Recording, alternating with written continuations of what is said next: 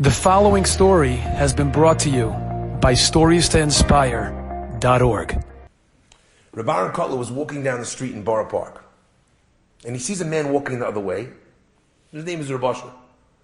And he sees a man, I don't know if you've ever seen somebody like this. He's a dead man walking. You know what a dead man, ever seen a dead man walking? The guy is so tzibrochen, he's so broken apart. He has nothing. His family was taken from him, his wife, his children killed in front of his eyes, his business, his home, his identity. He has nothing. He had nothing to live for. Nothing. Not like us today. If my battery dies on my iPhone, I'm going to die. No.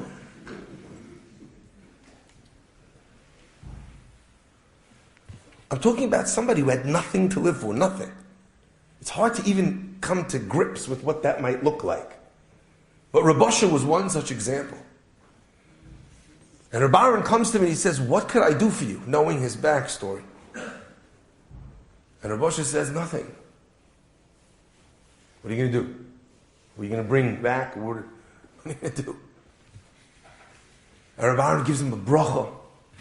He says, "Maybe there's nothing I could do, but I could give you a bracha and I could give you a promise. I give you a bracha that you find a wife, that you find a woman that you can love again and settle down. And I give you a promise that when you have that wife and build a family, your bracha, the bracha is that you'll have a daughter and you and I are going to dance at that wedding."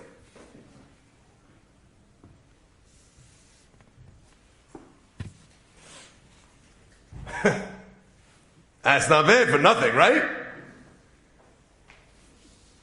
He doesn't have a wife to live for or a daughter to live for. He's got a bracha to live for. He's got a promise to live for. So his head is picked up just a little bit more. Rabbi Aaron met him a few more times, each time reiterating the same thing. And eventually, the person believed in his future enough that he went out and he met someone and he got married again. And wouldn't you know it, Tzaddik Goizer, V'HaKadosh Baruch Hu Makayim, he has a baby girl. Now, you know how those stories go? It's like, and then at the chasana, Rabbi Aaron did. No, it's not one of those. This is one of those other stories, And then he went to give him the money and he got hit by a bus. This is more like one of those.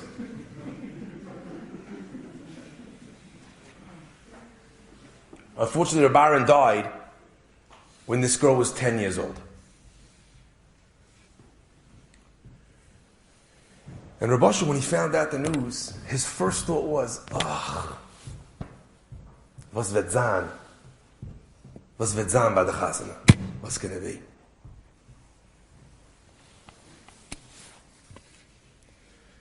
The years pass and his daughter gets engaged, and the night before the engagement, Rabbi Asher is sitting there, and he's saying to his wife, I went from someone who had nothing to someone who has everything. My daughter's going to get married, she's going to build a bayis nemo, there's going to be grandchildren bouncing on my knee. The only thing was his felt mir. Was it the Tanz mit der Aaron? What could you do? He goes to the wedding is beautiful, everyone's crying, it's so amazing, everyone is uplifted, it's so inspiring, and then the dancing comes, and he's dancing in front of his daughter, and all of a sudden he notices that there's a hubbub.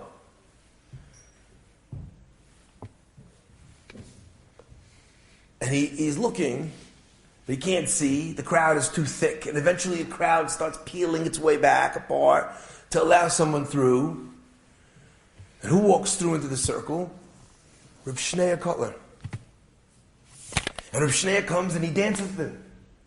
And Reb Asher says, "Thank you, Reb Shlomo. It's so nice. But the Rosh Hashiva didn't need to come all the way from Lakewood to come to the chasana. I appreciate it, but it's not." And Reb Shlomo took him aside and he says, I don't think you understand why I'm here. He said, right before my father died, he told me there's something very important I need to speak to you. Please come to my room. He comes in, and Rabbi Aaron on his deathbed says to Reb Shlomo, it's very important. There's a Yid in Borough Park, his name is Rabbi Asher. I promised him I'm going to dance at his daughter's wedding. It doesn't look like I'm going to be there. You need to be there and have that dance for me.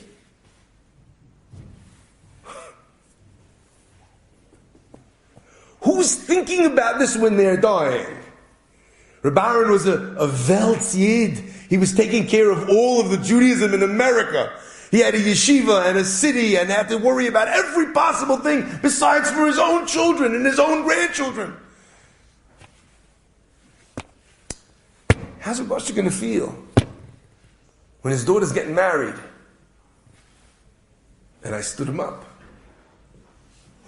Lech kinos et kol ha-Yehudim. What did Reb Aaron give? He gave it. There was no money.